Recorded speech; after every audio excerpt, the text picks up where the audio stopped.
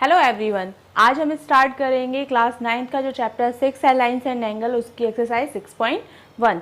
6.1 का पहला क्वेश्चन है हमारा, in figure 6.13 lines A B and C D intersect at O if A O C plus angle B O C equal to 70 degree and B O D equal to 40 degree, find angle B O E and reflex angle C O E. हमसे क्या कहा गया है कि A B और ये line है A B और सी डी, ये एक दूसरे को क्या कर रही हैं, इंटरसेक्ट कर रही हैं, और बाकी हमें वैल्यू क्या है, गिवन है। तो पहले जो हमें गिवन है वो लिख लेते हैं। गिवन क्या क्या है हमें इसमें, गिवन है हमें angle A O C plus angle B O E equal to कितना है 70 डिग्री, और दूसरा B O D equal to कितना दे रखा है 40 डिग्री। ठीक है,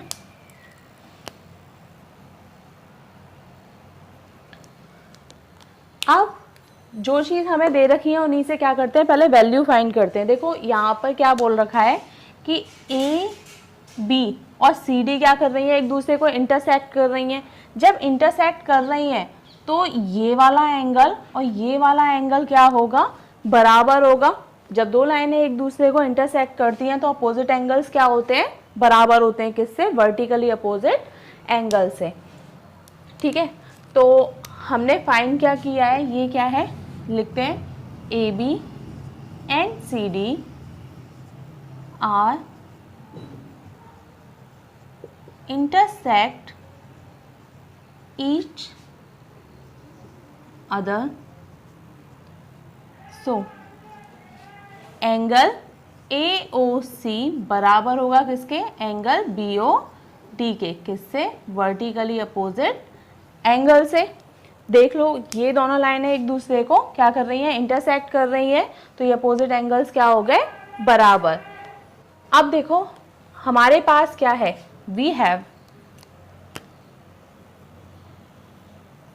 हमारे पास है क्या, angle A O C plus angle B O E equal to 70 degree. अब देखो यहाँ क्या करेंगे, ए ओ सी किसके बराबर है, हमारा बी ओ डी के, है ना। तो यहाँ पे क्या कर देंगे, ए ओ सी की जगह पे हम क्या लिख देंगे, angle B O D plus angle B O E equal to 70 degree. अब यहाँ देखो ए ओ सी की जगह पे क्या रख दिया हमने, बी ओ डी। ये इक्वेशन फर्स्ट मान ली, ये इक्वेशन सेकेंड हो गई, और इसको मान लेते हैं इक्वेशन थर्ड। तो यहाँ लिख देंगे हम एंगल ए ओ सी बराबर है किसके, एंगल बी ओ डी के। अब यहाँ पर हमें जो बी ओ डी की वैल्यू दे रखी है वो पुट कर देंगे। बी ओ डी की वैल्यू यहाँ कितनी दे रखी है हमें, 40 डिग्री।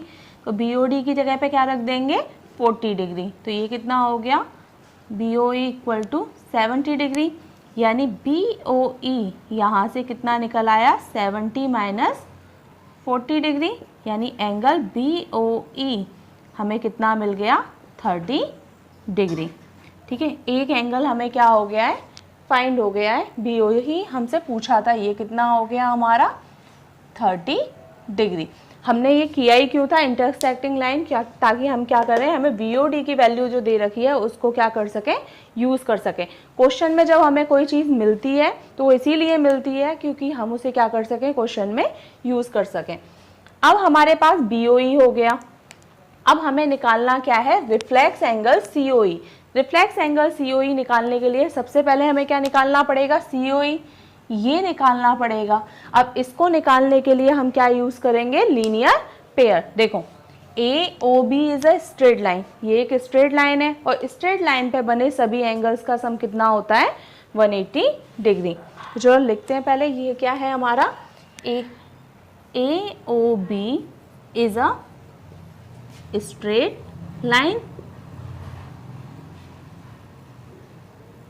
ठीक है, अगर ये एक स्ट्रेट लाइन है तो इस पे बने सभी एंगल, यानी angle A O C, angle C O ई और एंगल बी ओ ई, इन तीनों का सम क्या होगा, 180 डिग्री होगा।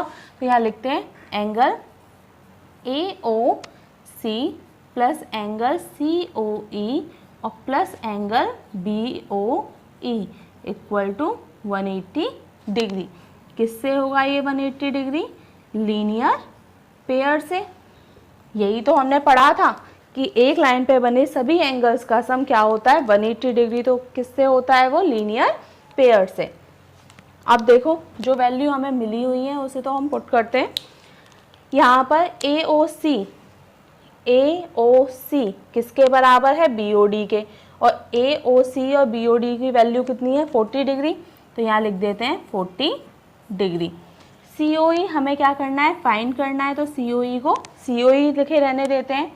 और BOE हमने कितना निकाला है? 30 डिग्री। ये हो गया हमारा 30 डिग्री इक्वल टू 180 डिग्री। चलो अब क्या करते हैं यहाँ, ठीक है। अब हमारे पास ये कितना हो गया यहाँ पर? 40 डिग्री प्लस 30 डिग्री, ये हो गया हमारा 70 डिग्री।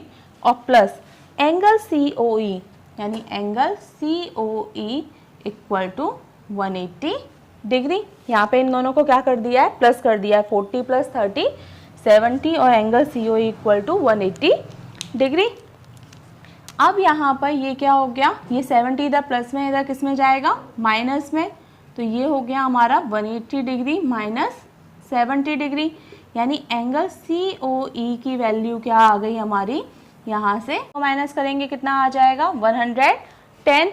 अब हमें क्या निकालना है? Reflex angle COE।